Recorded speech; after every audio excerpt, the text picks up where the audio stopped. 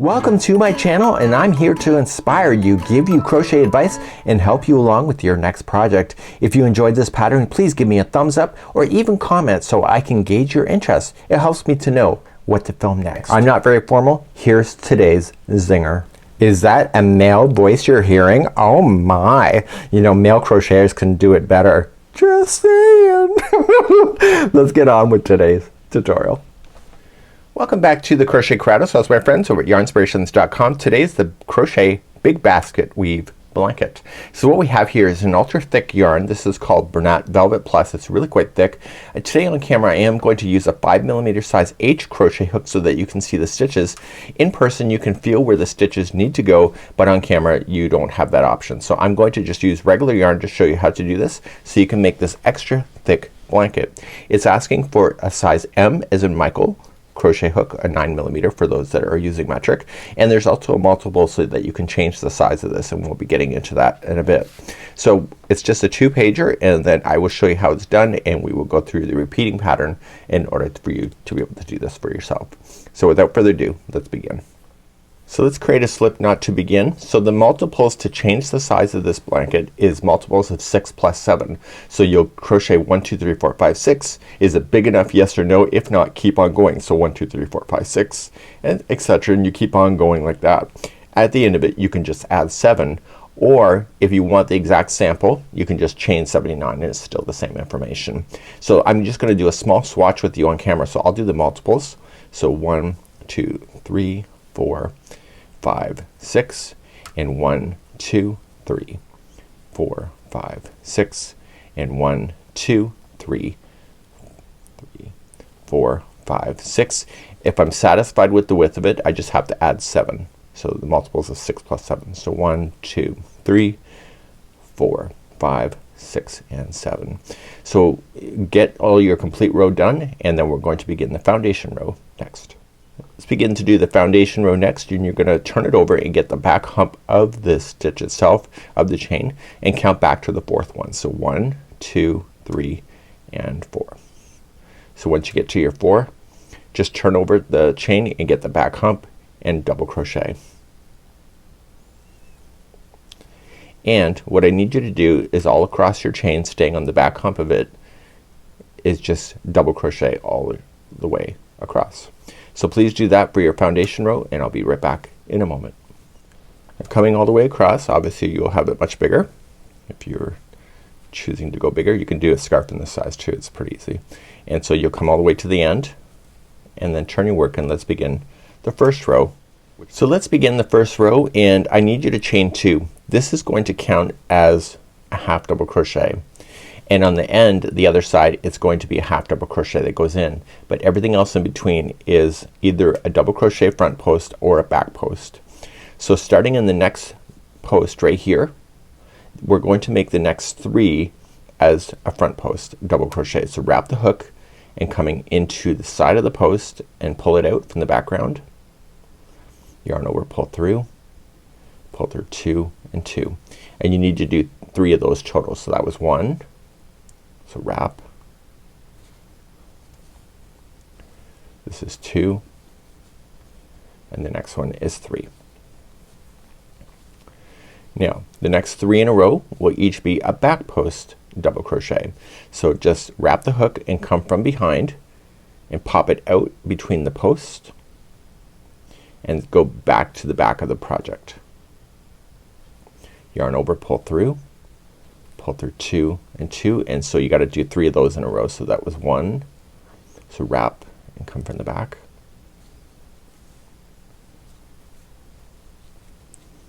and then wrap, come from the back. So you're gonna alternate between, it's either a front post or a back post. This is the 6, by the way. This is why it's a multiple of 6. So let's do the next 3. They're gonna be front post double crochet. So we have 1 2 and 3, and then the next 3 are back post double crochet, and I want you to keep alternating between the 2 of those and go all the way across on the first row, and I'll be right back in a moment. And coming all the way across, we have 4 stitches left and we're currently on the back post, so the next 3 before the end is a front post double crochet. So it's just a matter of keeping in sequence, and it makes it balanced with the other side because we started with a front post double crochet on here. Now the very last one, the turning chain, is going to be a half double crochet. So just go right into the chain, don't go to a space, go to a chain and make that as a half double crochet. And the reason why you're making it a shorter stitch is that because these double crochets, which are longer, are coming down further, it keeps the height of the stitch.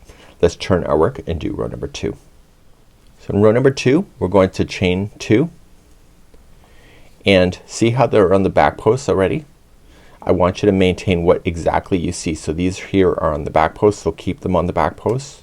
So the first 3 are back post double crochet, and eventually we'll have them switch locations so that we create the basket weave, but we have to do a little bit more before we can do that. So the next 3 are in the front, so keep those 3 in the front, front post double crochet, and etc. And you need to do this all the way across for row number 2, and it's just nice and easy. Follow what you see and I'll be right back in a moment. I'm coming up to the end of the row. I'm matching exactly what I see, and so what do you think the last stitch is going to be? Did you say a half double crochet? That's the right answer if you did. If you came up with something else, you're in trouble today. So that very last turning chain, make it a half double crochet right into the chain work itself. Don't go into a space because it'll keep it open, and make the last stitch a half double crochet. And now we're ready to turn and move on, and you can see the texture is amazing. And let's move on to row number 3. So in row number 3 we're going to now switch our locations in order to have things basket weaving itself. So what we're going to do is that we're going to chain 2, and it says the third row is as in the second row, and if you remember that we started with a double crochet back post, so these that are currently in the front post will now be a back. So wrapping it and do them as a back post, and that will pull them back to the other side, which creates the look of basket weave. So these 3 that are front posts will now switch locations and go in the back. And then the next 3 that are currently in the back, you're gonna bring them forward and make those as a front post double crochet. So you're doing exactly opposite to what you see. Does that make sense, hopefully? Okay, so the next 3 in the front, so you're gonna pull them to the back with the back post double crochet.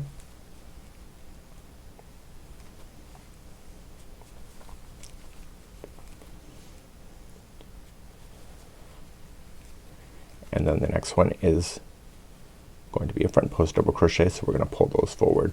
So please do this all the way for row number 3. So I'm coming all the way across on row number 3. Just I feel like I'm a kid where, you know, you show up at school and it's backwards day and you have to wear your clothes backwards. Anybody remember that? You can leave me a comment in the video notes if you want to. Tell me a little bit about that. I remember that as well. You know, pants never fit right, but it looked fun. So we did the 3 there in the back post, and then the final is a half double crochet in the final turning chain. Let's begin row number 4. Let's turn our work and get ready. Row number 4 is the same as the first row, so you're going to chain 2, and we're gonna stay on the front side. So you see that they're in the front already, so make this as a front post double crochet. So we're gonna maintain exactly what we see. So if it's on the front, keep it on the front, and if it's on the back, keep it on the back. Okay, so here's the next 3. They're on the back, so we're gonna make those continue those to be a back post double crochet to keep that look going. So please do this all the way across for the 4th row. I'll be back in a moment. At the end of number 4, just maintaining exactly what you see, so keep things in the front here because that's where they are currently, and then in the very last one, half double crochet in that turning chain. So let's begin the 5th row in a moment. So turn our work and let's begin number 5. Let's begin row number 5, and in row number 5 we're gonna change the location. So currently you can see that we've been doing the back stuff right now. So you're gonna chain 2, and in row number 5 you're gonna bring things forward. So the first 3 will be a front post double crochet instead. So you're gonna make it opposite to what you already see, and that helps that pattern really pop. So you can see these are on the front, so you're gonna make these on the back. So a back post double crochet. So you're just gonna change the location of each one of your stitches going across. If it's on the front, move it to the back. If it's on the back, move it to the front, and do this all the way across for row number 5. At the end of number 5 you're just continuing to maintain the stitches as you know it, and don't forget you're gonna half double crochet into that turning chain right there. So go right into the chain work itself with a half double crochet. Let's turn our work and do row number 6 next. In row number 6 this is going to be the end before we start doing a repeat, and so let's begin this. So you're just gonna chain 2, and number 6 is the same as number 2. So in number 2 it was the back post double crochet, so just keep it what you see. So these are back post double crochets. So just gotta remember every 2 rows it changes locations. Now these 3 are going to be in the front. Now 7 and 8 are completely different than what we're doing now, and what I realized after I started filming today is that the pattern is more to it than I expected. So I just realized that as I was sitting here staring at the sample in between takes, I'm like, it's not what I thought it was. So we're gonna be covering that next and go all the way across here in row number 6, and then we'll talk about the sample. I'm coming across in number 6 and just maintaining what I already can see, and we're gonna begin to change the story in just a moment. So come right into your turning chain, and we're gonna go right to the sample to show you what's changing. And I also want you to get a stitch marker handy because you'll need that as well. So let's go back to the pattern and show you what's going on. So I was trying to figure out why 7 and 8 have so many instructions if this was a basket weave, and what I'm really looking at here is this particular sample, and you really can't see it when it's on the chair either. But I realize is that the basket weave here is only on an edge and on an edge going up, but in the interior it's just a half double crochet. And when I look at this sample here, do you see that? This is your basket weave just on the bottom that we just did. We're just only gonna work with the edging going up, and everything in between is going to be a half double crochet before we bring back the basket weave on the opposite side of there. So rows number 7, 8, 9 and 10 are going to be the repeat then until you get to a certain size, and then you're going to repeat then 1 through 6 for the final in order to have the basket weave kind of go and frame your entire blanket. So let's try number 7 next, and I'll show you some tips. If I were you and you were me, what I would strongly recommend, instead of having to count how many half double crochets you have going across, because it doesn't give that number anyway, but it's telling you to stop on the is to go all the way until there's 10 stitches left. So there's 3, 6, 9, and then the edge one is 10. So this basket weave right here is going to be where I want you to put in a stitch marker. So when you get there, you know automatically that you're gonna have to do your basket weave to create the edging. And so on this side, obviously the sample will be much bigger, but this side here, the first 10 will also be the basket weave. So you got the 3, 6 and 9, and then the starting chain 2 is 1. So in my particular swatch it's so short is that really just the very middle here will be half double crochet, but yours would be like much bigger than that. So let's try, and once we mark this one it's just gonna be slamming your stitches in, and when you get there you just have to make a decision, and we'll talk about that when we get there. So here is your repeat for 7, 8, 9 and 10. So number 7 is chain 2. That counts as your first half double crochet, and it's telling us to do a back post double crochet, and what we want to focus on is these 3 sets only. So this one, and this one. And so you can see that it's time to change it to the back side anyway, so that'll give you an indication of what you need to do. So you're going to just make opposite those 9 stitches. So this will be a front post, sorry, a back post double crochet. Just like that. And then what we have is that these ones here that are on the back, they're going to be a front post.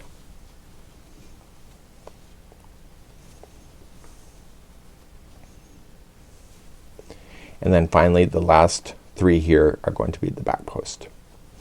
And so now your edging is done so that you'll have the beautiful edging that is in the blanket. And so now the remaining all the way until you get to where you've marked it with a stitch is all gonna just be a half double crochet each. So in my case there's only 3 stitches left because the swatch is so small. So it's a half double crochet, it's a half and a half. So it makes the center of the blanket look flat.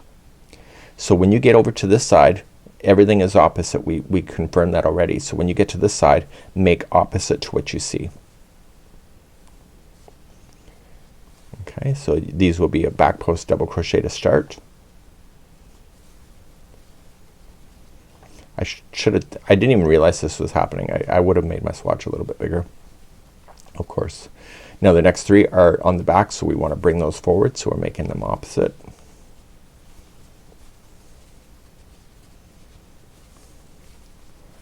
And then finally these 3 are opposite, so these are going to be in the back.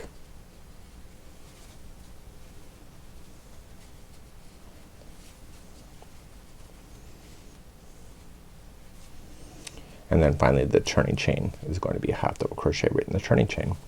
So that was row number 7. So we have our basket weaves on the edge. The middle is just a flat half double crochet. It'll be much bigger, of course. And now you'll turn your work, and let's begin number 8.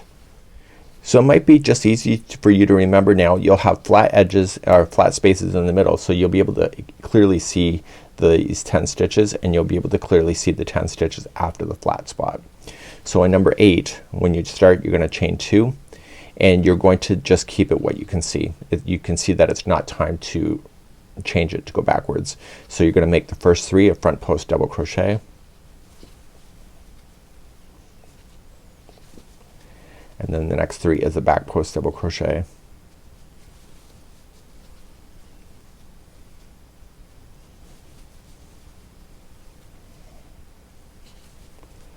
and then the next 3 are front post double crochet. So we're just matching what we see. So you may not have to do a stitch marker going forward once you can see where you need to go. Once you have that, you're going to have your flat spot in the middle, so it'll be for some distance. So continue to make all of those a half double crochet until you get to the last 10 stitches that you'll be able to see where that texture picks back up. So in this case, once you get all the way across and you're ready for the final 10, you just match what you see. So the first 3 here will be a front post double crochet,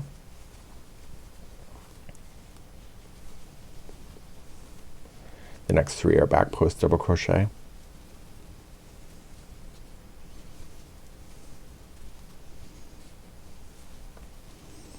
the next 3 are front post double crochet, and then finally you got that turning chain right with the half double crochet to go in there. And so this will be row number 8, but we have 2 more rows still left in the repeat. And why do you think that is? It's because you need to change these locations, so that we need to make sure that they go backwards to keep that basket weave going. So let's begin number 9, this turn of work. In row number 9, it's the same as number 8, and so you're gonna chain 2, and that's your first one of 10. So all these basket weaves that you see, the next 9, they're all gonna be opposite to what you have in there. So they're going to be a front post double crochet now in the first 3,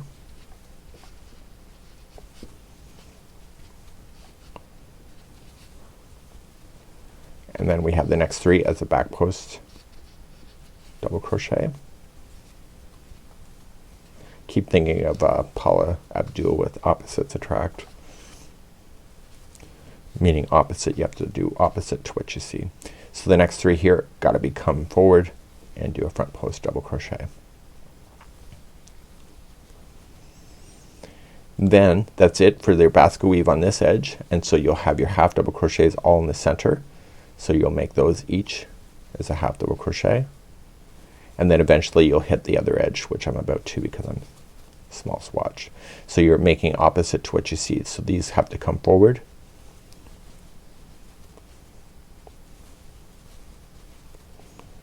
and then the next 3 have to go back,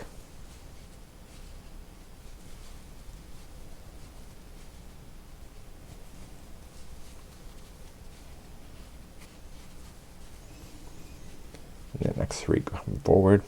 And I realize why they're kind of doing this, because this yarn is really quite ultra thick that if you did a whole blanket and basket weave with this blanket, it would take so much yarn. So the half double crochet is a way of flattening out the middle section so that you can get further with your balls.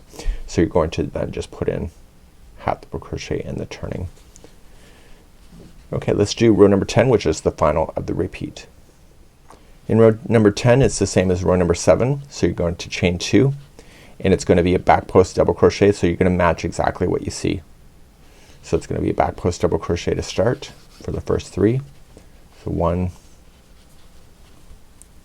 I don't even know if you really need to count it, to be honest with you. I think you can physically see it even with that fluffy yarn. So the next 3 are going to be on the front side, so front post double crochet, and then the next 3 are going to be back post double crochet, and then you're going to be on the flat spot in the middle of your blanket after that. So then you'll half double crochet yourself across that spot, and then you'll start the 10 stitches before the other side. Okay, so you can kind of almost see the flat spots there. It's kind of maybe I'm pushing the boundaries. So what I want to do is that we want to maintain what we see. So these will be starting with the back post, and if you're ever not sure, just look to this side and see how you finished, because it's going to be how you start this side. So it's a back post double crochet,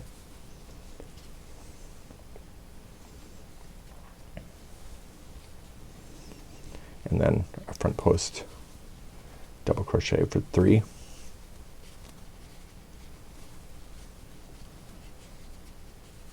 and then a back post double crochet for 3,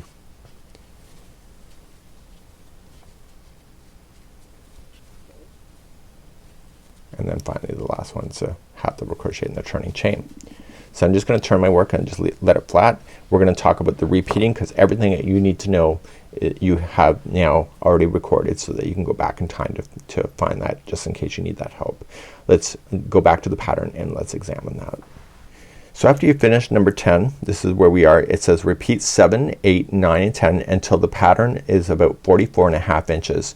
You can customize this. You can do 7 through 10 as many times as that you want to, and so you'll do that and you'll finish there. So you want to finish on the 8th row when you go to finish.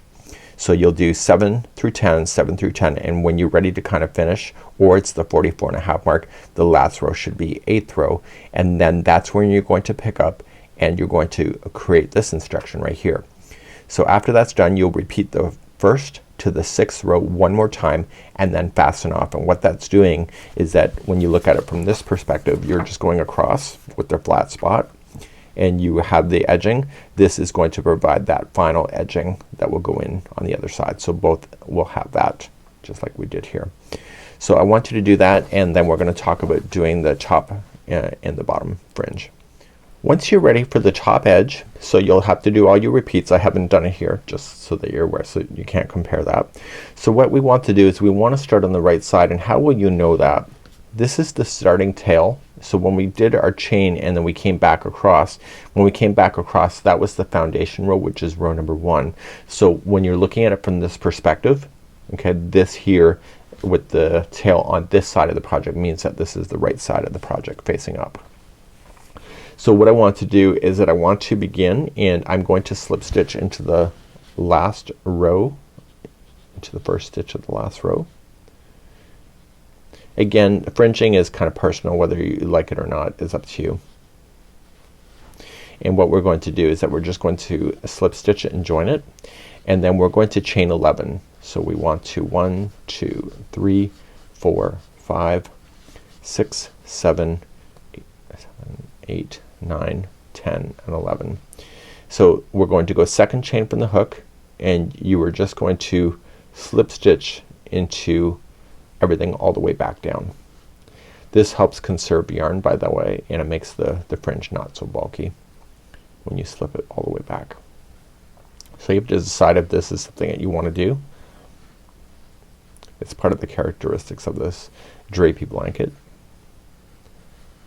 And you'll notice that the yarn is very drapey, which is very flowy. And once you're all the way back in, you're gonna come all the way back down, and it says to slip stitch in each of the next 2 stitches. So in the next 2, just slip stitch. So slip and slip, and then you'll begin again. So chain 11, and then second chain from the hook, you'll slip stitch all the way back down. So you'll do that all the way across, and then once you have that done, you'll fasten off, and then you'll turn it over and just look to where this is, if you've left it on there, and then you can turn it over. That's the right side facing up, and you can do that. Let's just cover very quickly on how to weave in your tails. You will need to do this with this particular type of yarn if you're using it, the Velvet Plus, and let's begin that next. So with any tails that you will have, you would have noticed that there was a lot of yarn that was used. It was 13 balls. It's very bulky yarn in that sense, so there's a lot of yardage, not a lot of yardage, but there's a lot of thickness to it, and that's what elevates it up. So you're just gonna put it through, and you'll put it enough that it can drag through. Try to get it between some fibers. So if you weave it between the stitches, it will fall out. So just try to make sure it separates some fiber work, and you'll go back and forth a total of 3 times every time you have that.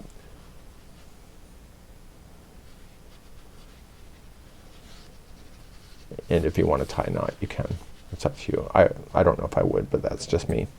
And that would be how you would finish it off if you were thinking about it. So this here is the Crochet Big Basket Weave Blanket. It's ultra thick, it's ultra soft, and it's a really neat idea. We hope you have a good one, and we'll see you again real soon. Bye bye.